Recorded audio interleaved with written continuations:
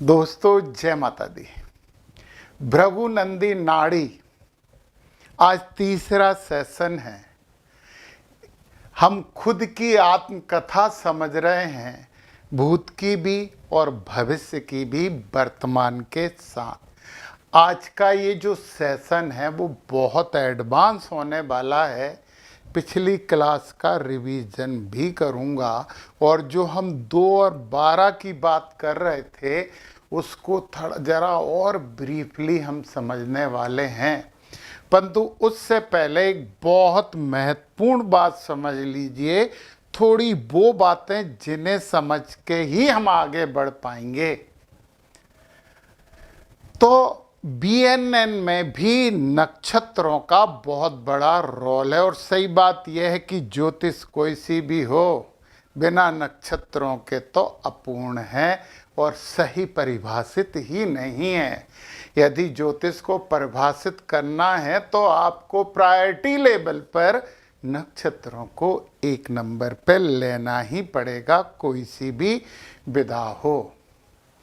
एक बात है, मान लेते हैं हम, यदि ग्रह आपका शरीर है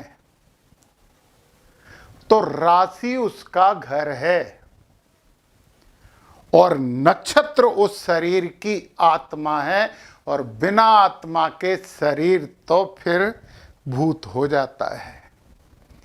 तो भूत तो हम हैं नहीं, तो आत्मा की बातें तो हमें करनी पड़ेगी, करेंगे, जरूर करेंगे। आज के सेशन में तो नहीं करेंगे, परंतु आज के सेशन में हम राशि की बात करेंगे। जैसे मैंने बताया कि बीएनएन में 1, 5, 9 का संबंध लिया जाता है। ये भाव हैं, राशि नहीं, भाव लिखे हैं फिलहाल।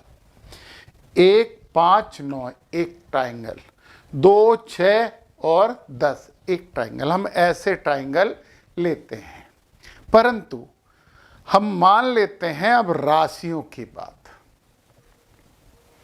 यहां पे जो 1, 5, 9 होता है ना, इसे माना जाता है पूर्व दिशा। दिशा बहुत यहां पे मायने रखती है और ये दिशा का कॉन्सेप्ट ही यहां पर सबसे यूनिक है।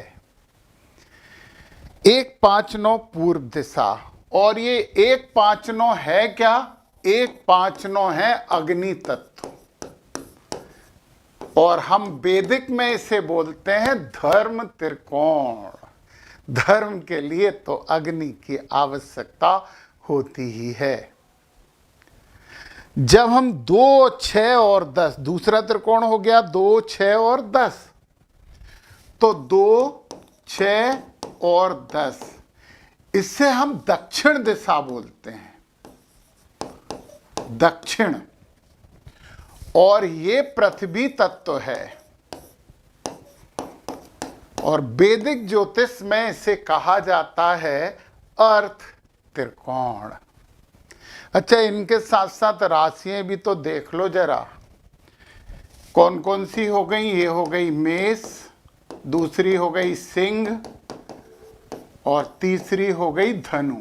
ये है राशि अग्नि तत्व की। पृथ्वी तत्व की बातें करें तो वृषभ, 6 नंबर हो गई कन्या और 10 नंबर हो गई मकर, शनि महाराज की मकर राशि। दक्षिण दिशा मानी जाती है, बीएनएन में नोट कर लीजिए इसे।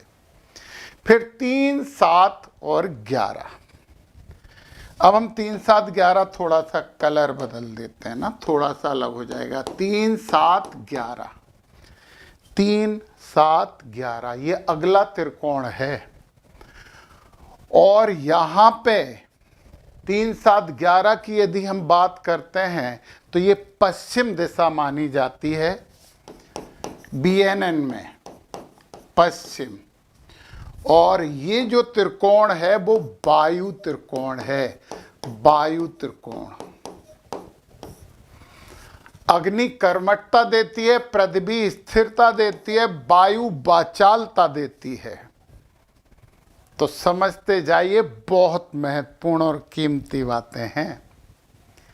फिर 4, 8, 12 अगली राशियां यहां पे आ गई। कौन सी? 4, 8 और 12, कौन सी दिशा बची? उत्तर दिशा। और यहां पे इसे बोलते हैं जल त्रिकोण। इन त्रिकोण का उपयोग आप अपने वास्तु के लिए भी कर सकते हो इसके द्वारा। किस दिशा में कौन से तत्व की आपको ज्यादा जरूरत है वो यहां से पता लगता है। और 4 मतलब हो गई कर्क, ये हो गई वृश्चिक, और ये वाली हो गई मीन। ये त्रिकोण हो गए। अब जरूरी तो नहीं है कि आत्मकारक गुरु, जीव कारक गुरु एक में ही बैठे हों, 2 में भी तो बैठ सकते हैं। तो हमारे त्रिकोण शुरू होंगे 2, 6, 10 से। अब यहां पे समझिए, यदि गुरु 1, 5, 9 में बैठे हैं, कहीं कोई डिग्री मिग्री और कुछ भी अरेंज करने से पहले ही आप बोल दीजिए और आप अपने बारे में सोच लीजिए कि आप बहुत ऊर्जावान हैं, स्वतंत्र हैं, जल्दबाज हैं, स्वाभिमानी हैं। या दूसरे ग्रह भी बैठ सकते हैं। सूर्य बैठा तो लीडर बनना ही बनना है, आपको नेतृत्व करना। परंतु हम गुरु की बात कर रहे हैं तो बहुत बहुत कर्मठ यहाँ पे गुरु माने जाते। मतलब जो जिस जीव की बात हो रही है, कर्मठता तो है उसमें। यदि गुरु पृथ्वी तत्व की राशियां 2, 6, 10 वृषभ, कन्या और मकर में बैठ गए तो आप बहुत व्यवहारिक हैं, संस्कारी हैं, धन लोभी हैं, संपत्ति बनाने की, अर्जित करने की कोशिश करेंगे। और ऐसी संपत्ति जो स्थायी हो, कड़ा श्रम करते हो और वफादार भी हो। धन लोभी मैंने बोला है, परंतु हो वफादार। यदि गुरु महाराज बैठ गए हैं 3, 7, 11 में, वायु त्रिकोण पश्चिम वाली उसमें है, तो 3, 7, 11 में त्रिकोण की जगह तत्व मान लेना, वायु तत्व। त्रिकोण भी वायु त्रिकोण होता है। तो 3, 7, 11 मतलब मिथुन, तुला और कुंभ। मिथुन, तुला और कुंभ में से कहीं पे यदि गुरु महाराज बैठ गए हैं तो आप बातूनी तो हो गए, बुद्धिमान जरूर हो गए, बातूनी हो गए, सामाजिक भी हो। बातें ज्यादा करते हो और अपने काम बोल के ही ज्यादा निकालते हो। यदि गुरु महाराज बैठ गए जल तत्व के राशि 4, 8, 12 में, आप बहुत भावुक होंगे। गुरु उच्च के होते हैं, आप बहुत भावुक होंगे, रहस्यमय भी होंगे, यात्रा प्रिय हैं। आपके जीवन में बदलाव बहुत होंगे, स्थान परिवर्तन आप बहुत करने की कोशिश करोगे या करोगे। जब हम त्रिकोण में डिग्री आधारित बात करते हैं, मैंने बोला ना 1, 5, 9, हमें गुरु की बात करनी है। गुरु यहां बैठ गए, अभी मैं राशि की बात नहीं करूं, परंतु गुरु यहां बैठ गए तो 1, 2, 3, 4, 5, एक घर ये हो जाएगा, 6, 7, 8, 9, ये घर आपका हो गया पूरा। यहां बैठे हुए ग्रहों को हम डिग्री के आधार पर लेने वाले हैं। यदि गुरु या 1, 5, 9 मतलब इसके साथ ये जो संबंध बन रहा है, इसे मिटा देता हूं। ये बात अपनी कंप्लीट हो गई है, इससे मैं मिटा देता हूं और मैं बात करता हूं कि मान लो गुरु हैं 5 डिग्री पे, यहां बैठ गए राहु 7 डिग्री पे, और यहां बैठ गए सूर्य 11 डिग्री पे। तो आप कैसे लिखोगे? आप गुरु लिखोगे, ये इनकी ऊर्जा कहां जा रही है? राहु की तरफ, और राहु की ऊर्जा कहां जा रही है? सूर्य की तरफ। गुरु आपका जीव बहुत अधिक प्राप्ति की ओर चल रहा है, उसे ज्यादा चाहिए कोई भी चीज। ब्रह्म में भी है, इंटरनेट एडवांस टेक्निक में मास्टर होने वाला है, और जब वो इन सब में मास्टर हो जाएगा तो फिर वो प्राप्त करेगा नेम और फेम। फिर वो नाम बनाएगा, दाम बनाएगा। ये कह रहे हैं 159 की बात। अब एक बहुत महत्वपूर्ण बात बताऊं, इनमें से ये ग्रह यदि उच्च राशि या मित्र राशि में बैठे हैं तो जिंदगी सफल है, सीक्वेंस में चलेगी, शार्पनेस के साथ चलेगी। परंतु इनमें से कोई भी ग्रह नीच राशि में बैठ गया या शत्रु ग्रह की राशियों में बैठे हैं तो चलेगी तो जिंदगी इधर से इधर ही, जाएंगे तो वो सूर्य की तरफ। परंतु कदम कदम पर परीक्षा देते हुए चलना पड़ेगा। ऐसे जातक को नोट कर लो ये बात। मेरी पूरी किताब आने वाली है भृगुनंदी नाड़ी की, परंतु थोड़ा सा टाइम तो लगेगा। लिख लिए, पर हर दिन उसमें 8-10 पेज नए जोड़ रहे हैं, एडवांस से भी एडवांस हर चीज मिलेगी। तो बहुत बहुत अच्छी जानकारियां हैं। आप अभी नोट्स बनाते जाओ, आपको भविष्य में ये सब लिखा हुआ भी मिल जाएगा। और मैंने बोला है कि मैं प्रैक्टिकल कुंडलियों का भी यहाँ विश्लेषण करूँगा, परंतु पहले जीव की आत्मकथा को पूरी तो हो जाने दो, क्रिस्टल बाय क्रिस्टल। तो मैंने क्या बोला, ये सब जो गुरु के साथ मिल रहे हैं अपनी उच्च राशियों में हैं तो साफ जिंदगी है और अचीवमेंट जल्दी और बड़ा होने वाला है। देखिए, गुरु यहां से राहु के माध्यम से सूर्य, जीव कहां चल रहा है, टेक्नोलॉजी, एडवांस टेक्नोलॉजी, एआई के माध्यम से नेम और फेम कमाएगा। एक बात ध्यान से सुनो, यहां कर्म काम करते हैं। यदि ये जीव भटक गया तो बड़ा भाई बन के नेम और फेम कमाएगा, और भी बहुत सी चीजें जिन्हें देखना चाहिए। परंतु यहां कर्म काम आते हैं, संस्कार काम आते हैं, शिक्षाएं काम आती हैं, एनवायरमेंट काम आता है। इसलिए कोई कह दे कि ये तो है, ये अटल सत्य है, तो समझ लेना कि वो अटल झूठ बोल रहा है। बहुत सी चीजें और पता होनी चाहिए। एक ही समय में जन्म लेने वाले दो भाई, पुरानी पिक्चर नहीं, वास्तव में भी एक बहुत पावरफुल हो जाता है और एक वीक हो जाता है। What is the reason? डिग्रियों में तो ठीक है, इसके अलावा संस्कार, उसकी ऊर्जा लेने की प्रवृत्ति, वो भी पता लगती है हमें यहाँ से। उसका नाम, एक ही नाम तो नहीं रखेंगे ना, तो बहुत सी चीजें प्रभावित करती हैं। तो चलिए, ये मैंने यहाँ पे बात कर ली 159। जो भी आपका हीरो प्लानेट बैठा है उससे 5वां और 9वां। परंतु गुरु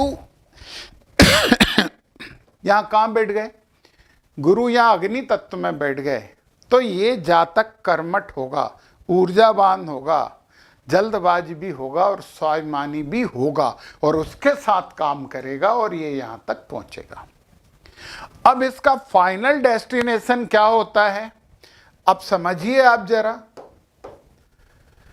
अगले घर में, वैदिक में जब अगले घर में कोई ग्रह बैठ जाता है तो हम कहते हैं छठा घर आ गया भैया, रोग रिपु ऋण का घर आ गया। हमारे दिमाग में कभी आता ही नहीं है कि सेवा का घर आ गया है यार। तो ये लाओ अब ये दिमाग में। गुरु के दूसरे भाव में जो ग्रह बैठा है, मैंने बताया है, पिछली क्लास में समझाया है कि ये 159 का पूरा कॉम्बिनेशन कहाँ चल रहा है? ये चल रहा है सेकंड हाउस, गुरु से सेकंड। किससे सेकंड? गुरु से सेकंड हाउस में चल रहा है ये, कि वो प्राप्ति करनी है, वो है हमारा उद्देश्य। तो मैंने यहाँ पे एक एक ग्रह बैठे हैं वो बताया, परंतु मैंने ये नहीं बताया कि यहां पे एक से ज्यादा ग्रह बैठ गए हैं तो क्या होगा। चलो गुरु 5 डिग्री पे तो हैं, या दूसरे घर में बैठ गए केतु, केतु 6 डिग्री पे मान लेते हैं। अच्छा ये डिग्री ऐसे नहीं है आगे बढ़ते हुए बढ़ी हुई डिग्री रहेंगी, कम भी हो सकती हैं, तो अपन ने उसी के हिसाब से जमाना है। केतु 6 डिग्री पे बैठ गए और इसके बाद बुध बैठ गए 11 डिग्री पे। अब दूसरे घर के लिए भी अपने लिखना पड़ेगा, केतु और एक और बिठा लें, एक और बिठा लेते हैं। केतु बैठ गए, बुध बैठ गए और फिर शुक्र बैठ गए, और शुक्र को भी अपन बोल देते हैं 15 डिग्री पे बैठ गए। तीन ग्रह ले लेंगे आप और अच्छे से और डेप्थ में समझ लोगे। अब दूसरे घर के ग्रहों को हमें यहां व्यवस्थित कर देना। तो सबसे पहले केतु, केतु के बाद हैं शुक्र, और शुक्र नहीं बुध, सॉरी, केतु के बाद हैं बुध और बुध के बाद हैं शुक्र। ये दूसरे घर में बैठ गए, ये फाइनल डेस्टिनेशन है, हमें यहां पहुंचना है। अब ये जातक गुरु जातक है, गुरु आप हो आपकी कुंडली में, ये जातक सबसे पहले वैराग्य की तरफ चलेगा, शिक्षा की तरफ चलेगा।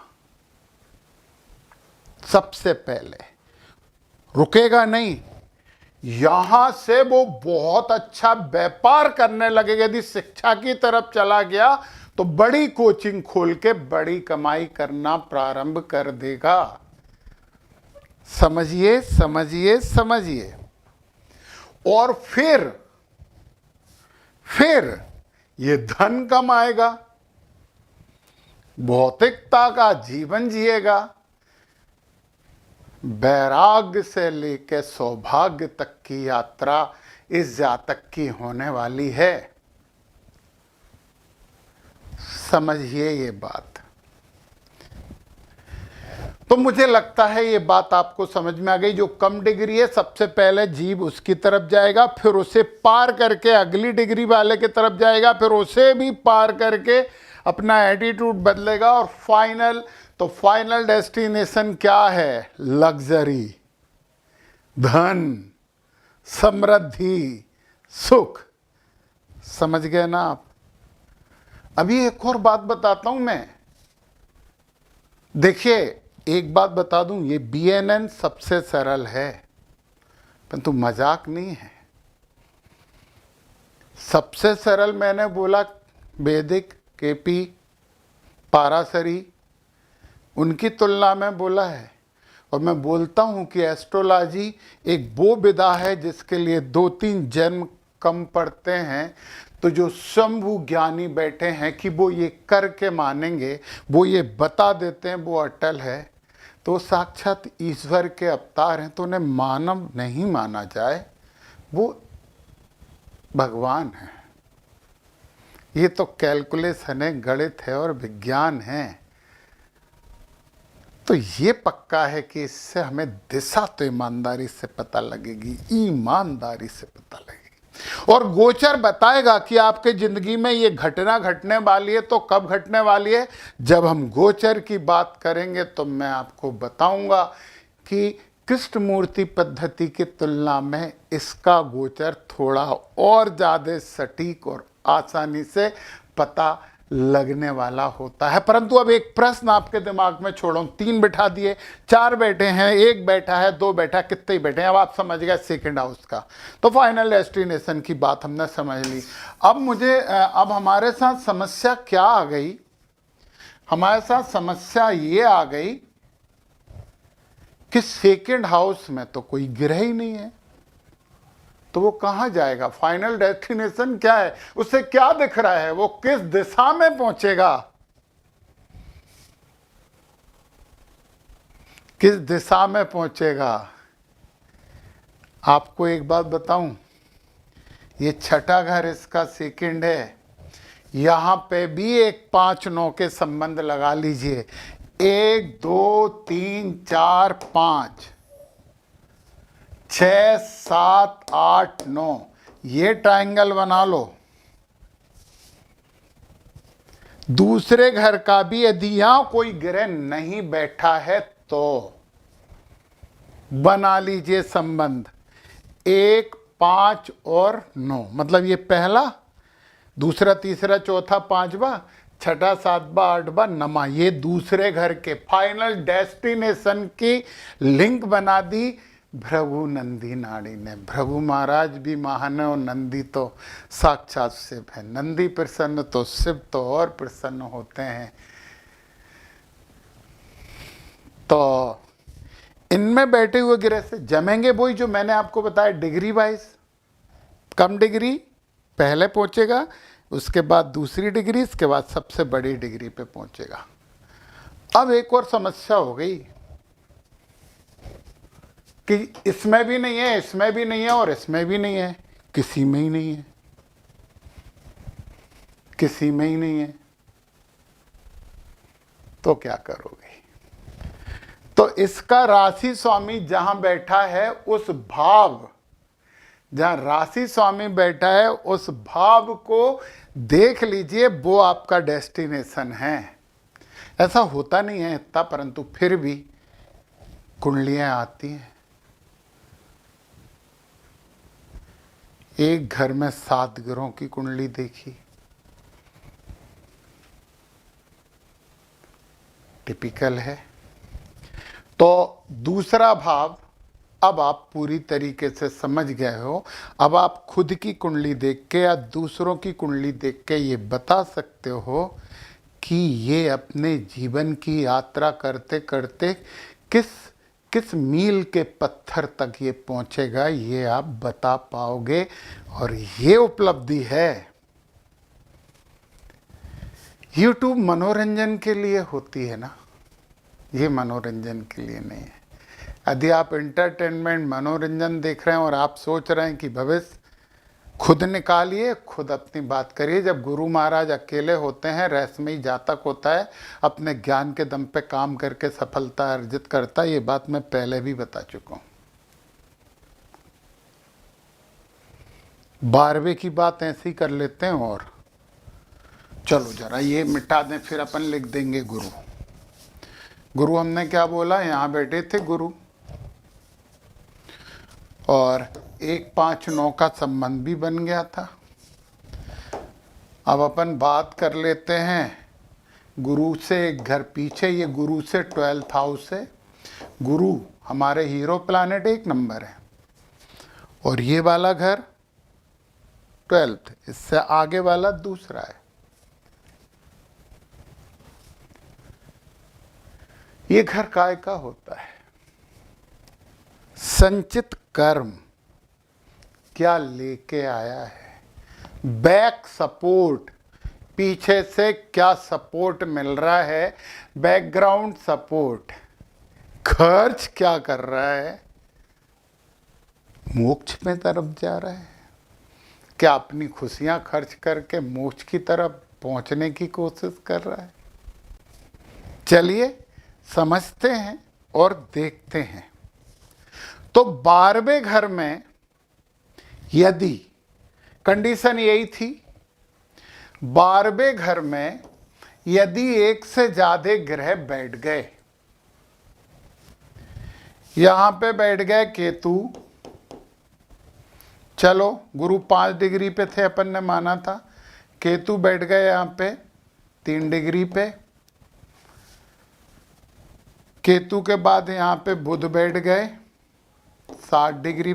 इस डिग्री से और इन डिग्रियों का कोई कनेक्शन नहीं है, कोई कनेक्शन नहीं है, ये बात मान लीजिए, ये बात समझ लीजिए। इसकी डिग्री अपनी बनेंगी, ये अलग है, ये बन गए तो बन गए, इसे नहीं मिटाना। ये डिग्रियां केवल इस घर के लिए है। और बुध के बाद एक और ग्रह बना लेते हैं यहाँ पे। बुध के बाद चलो शुक्र को ही बिठा लें, मंगल को बिठा लें, मंगल को नहीं लिया अपन ने, मंगल 5 डिग्री पे बैठ गए। तो इससे गुरु से 12th, इन्हें डिग्री के आधार पे लिख लो।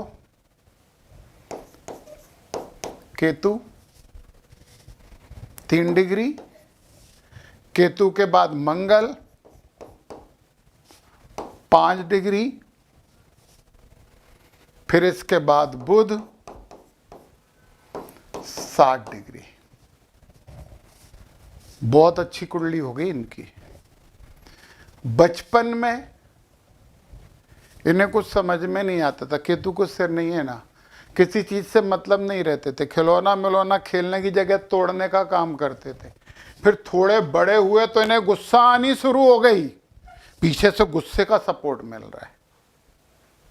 इन्हें गुस्सा आनी शुरू हो गई, लड़ाई भिड़ाई करना शुरू कर दिया। इनमें डिग्रियों का अंतर जितना कम होगा उतने जल्दी आगे बढ़ेंगे वो। और फिर बाद में उनमें बुद्धि आई। बुद्धि के आधार पे वो बहुत बुद्धिमान हो गए, पढ़ाई लिखाई अच्छी करने लगे। कई लोग कहते हैं ना 10वीं तक तो मैं डफरता यार, फिर एकाएक मुझे 11th में लगने लगा कि पढ़ना चाहिए, और पता चला कि वो पढ़ना शुरू कर दिया। ये कारण है उसका, समझ लो आप। फिर मिल गई बुध की बुद्धि। जो सबसे ज्यादा डिग्री है उसका प्रभाव जिंदगी भर चलने वाला है। तो यहां पे थोड़ी सी भगवान से प्रार्थना करना कि बुध सूर्य मंगल भी ठीक हैं। मैं फिर से बताऊं, इन ग्रहों की राशियां अपनी मित्र राशियां हैं, तो ये ग्रह बहुत पावरफुल तरीके से सपोर्ट करेंगे। और शत्रु राशियां हैं तो सपोर्ट अब भी करेंगे, परंतु पावर कम हो जाएगा। आप अच्छे धावक हो, परंतु धूल मिट्टी की सड़क पे जब आपको दौड़ना पड़ता है तो फिर आपकी ऊर्जा उस सड़क पे ज़्यादा खर्च हो जाती है। उस सड़क राशि है, आप ग्रह हो गए। ये बात भी तो समझ लो, ये बात भी आपको समझ लेनी चाहिए। तो ये 2-12 का संबंध तो अपना हो गया है। अब 7-11 का संबंध भी तो समझना है। चलिए अब हम बात करते हैं 7 और 11 की। ये मिटा देते हैं। अब हम BNN के एक और बहुत महत्वपूर्ण सिद्धांत की बात कर रहे हैं। हालांकि उसमें 3 भी आता है, परंतु ये सिद्धांत आप 7-11 सिद्धांत लिख देते हैं। 7-11 सिद्धांत की बात कर लेते हैं अब अपन। गुरु जीव है, 7वां घर पार्टनर का होता है, जीवन साथी का होता है। ये जीव का दर्पण होता है, व्यापार का भी होता है, बिजनेस पार्टनर का भी होता है। और एक और बहुत महत्वपूर्ण बात, डेली पैसों की आवक जावक का भी होता है। तो 7वें घर का प्रभाव नजरअंदाज नहीं किया जा सकता। मैं बोल रहा हूं ये घर है, राशियां नहीं है। राशियां कोई सी भी हो सकती हैं। मैं केवल अभी ग्रह की राशियों की बात मैंने बता दी है, वो आप समझ गए। चलिए गुरु माँ, यहाँ बैठने में यहाँ पे तो बहुत आसान हो जाएगा। अपन इस बार गुरु को यहाँ बिठा लेते हैं। कहाँ पे? यहाँ बिठा लेते हैं गुरु को। और मान लेते हैं 1 2 3 4 5, 5वें भाव में केतु बैठ गए। केतु की डिग्री 10 डिग्री है, गुरु की डिग्री थी 11 डिग्री। और 1 2 3 4 5 6 7 8 9, 9वें भाव में बैठ गए शुक्र। शुक्र की डिग्री है 18। बन गया हमारा ट्रायंगल। सबसे पहले आएंगे केतु, गुरु।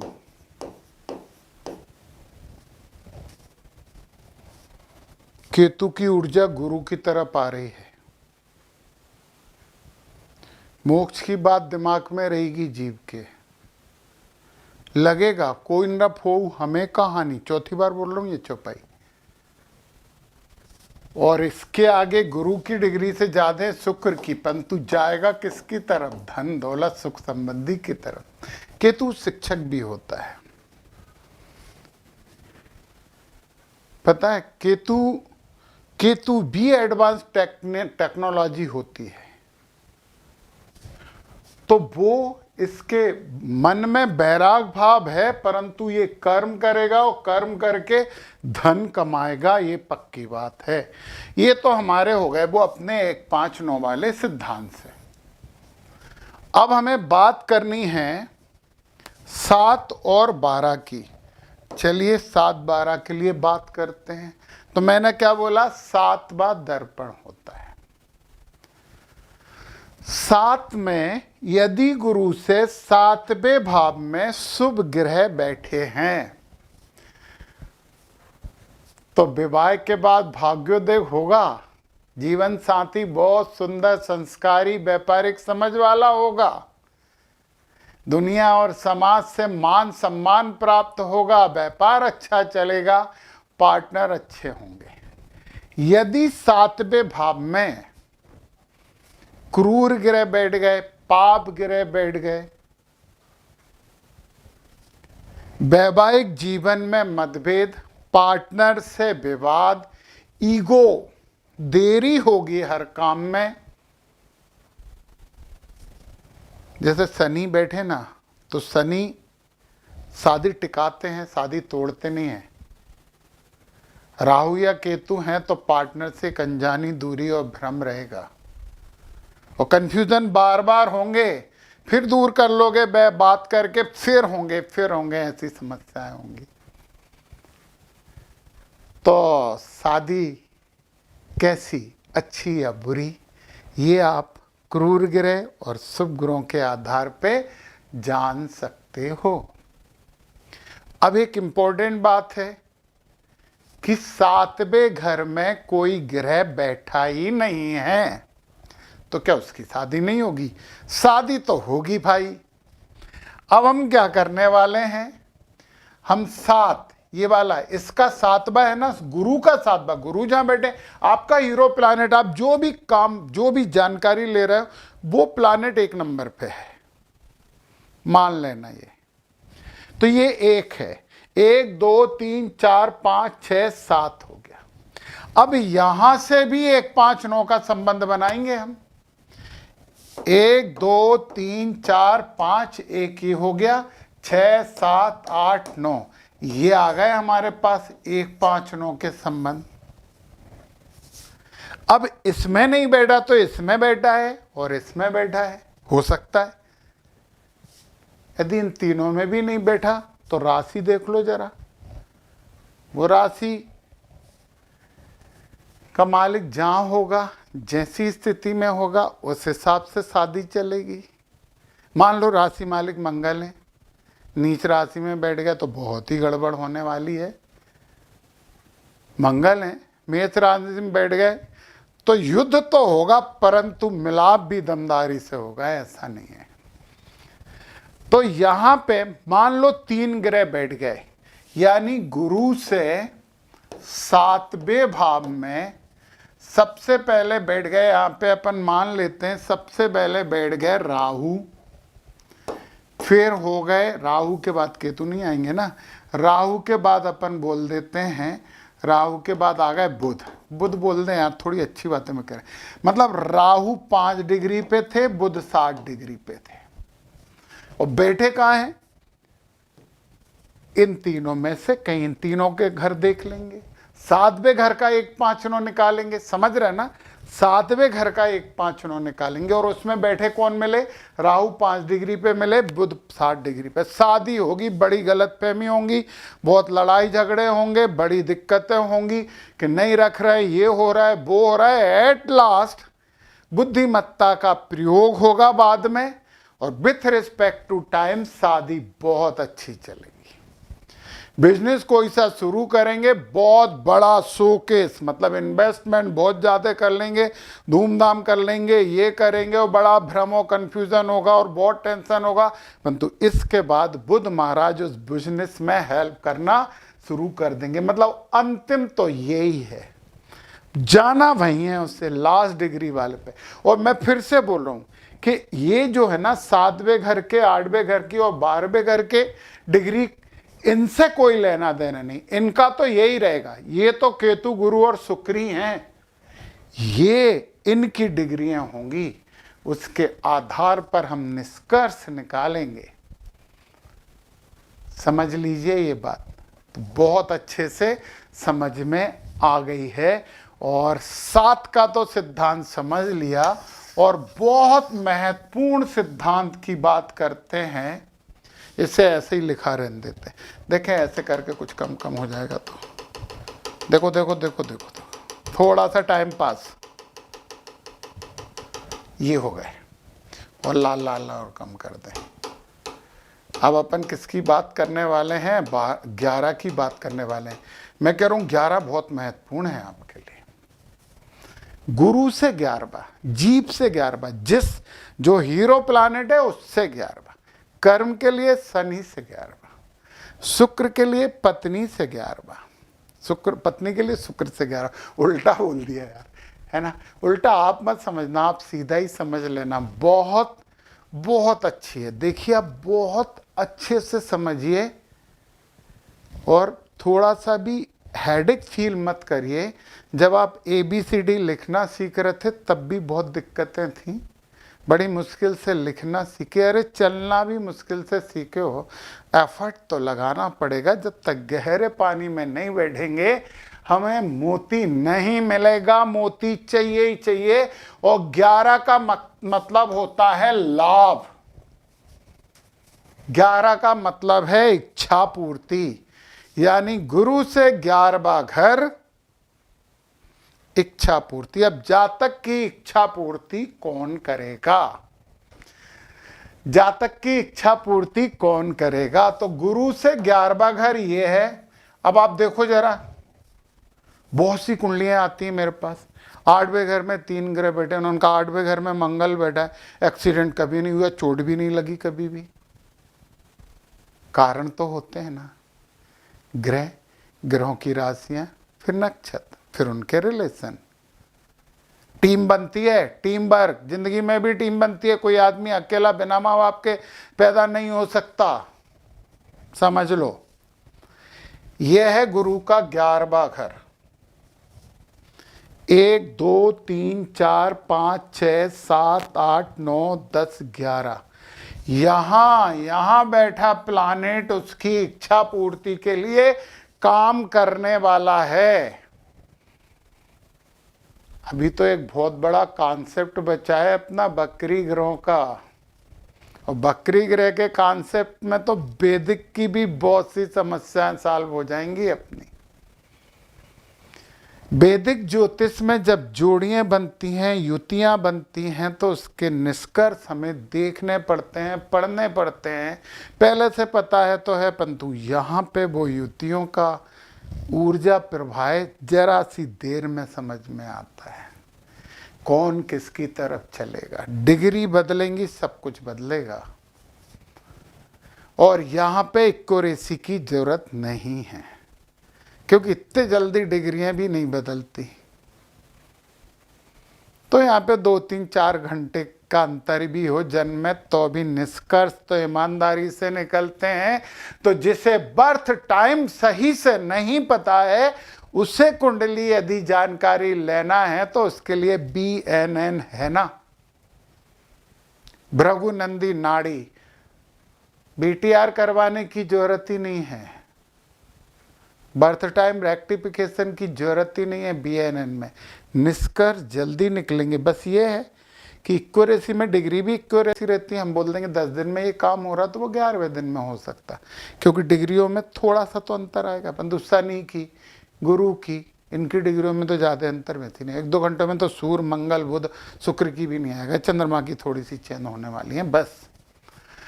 तो 11वां क्या करता है? आपके जीवन में सफलता आपको कहां से मिलेगी, पैसा कौन दिलवा रहा है, खुशियां किस माध्यम से आएंगी? इच्छा पूर्ति का घर। मतलब इसे BNN में कहते हैं 11वें घर को, हमारे हीरो प्लानेट से 11वें घर को कहते हैं इच्छा पूर्ति की विंडो, इच्छा पूर्ति की खिड़की। अब गुरु से 11वें घर में यदि बैठ गए हैं चंद्रमा, नहीं सबसे पहले सूर्य को बिठा लेते हैं। समझ लीजिए, ये निष्कर्ष तो खुद ही निकालना सीखना आप।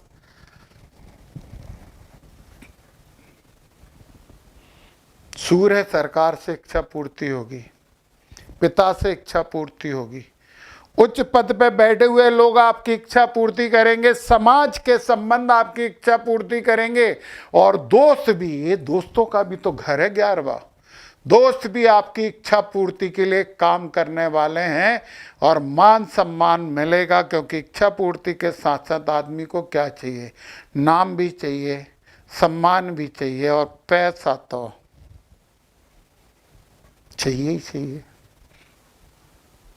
यदि यहां चंद्रमा है, मैंने सबसे पहले सूर्य की बात कर दी, अब मैं चंद्रमा की बात करता हूं।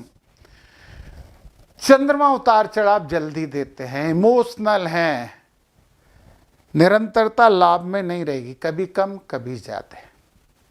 यात्राएं ज्यादा करोगे, कलाकार हो सकते हो, भोजन प्रेमी, तरल पदार्थ ज्यादा, और तरल पदार्थ में कम से कम मदिरा पान तो मत कर लेना, परंतु फिर भी रेस्टोरेंट से आपको फायदा होगा,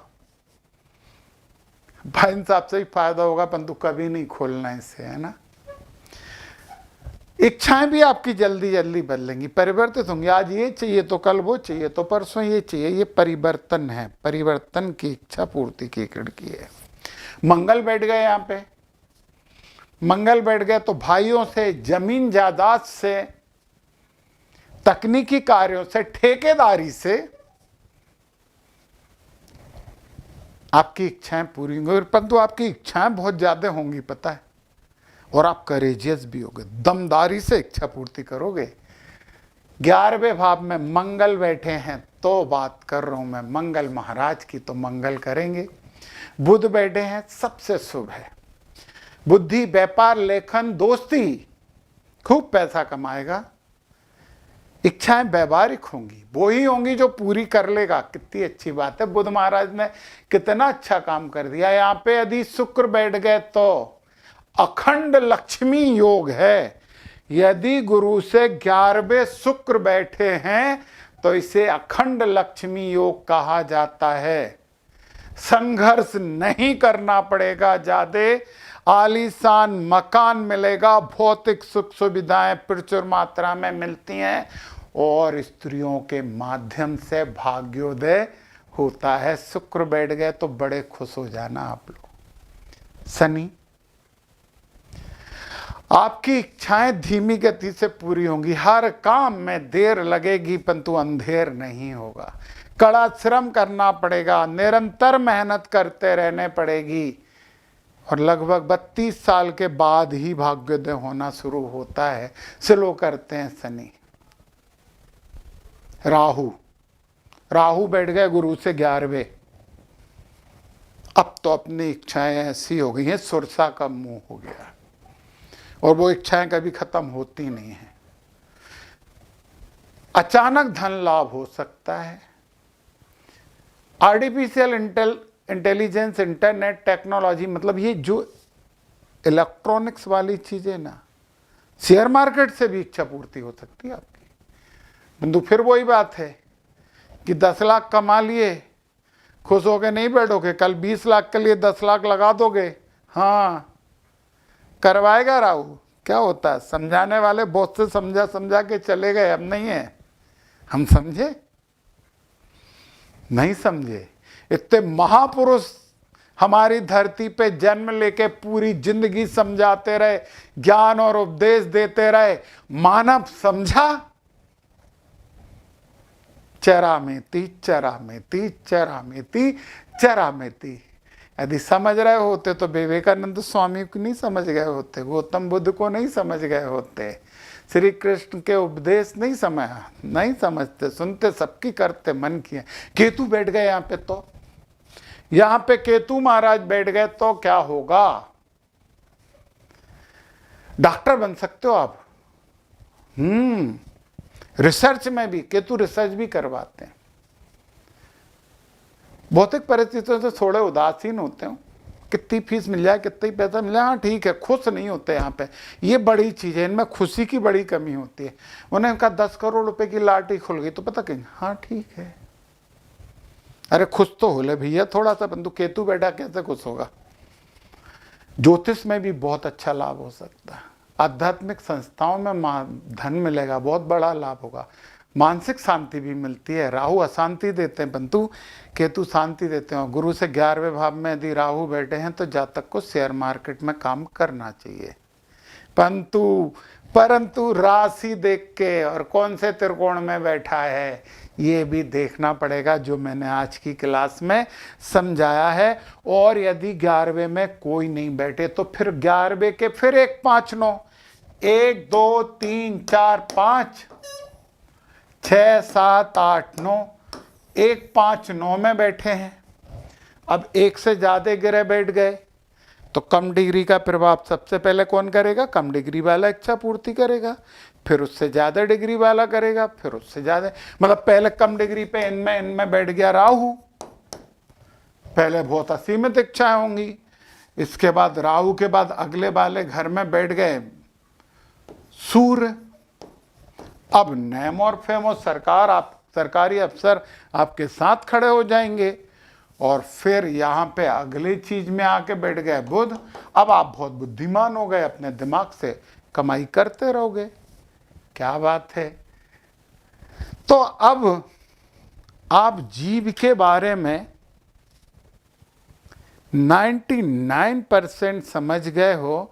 अब किसी की कुंडली देख के उसके बारे में पूरी उसकी जीवनचर्या, सोच और व्यवस्था आप लिख सकते हो, ये मैं मान लेता हूं, परंतु अभी भी 99 गलत बोल दिया, 90%। 10% तो हमें अगली क्लास में समझना है और फिर लाइव कुंडली पे प्रैक्टिकल करेंगे। तब तक के लिए नमस्कार, जय माता दी।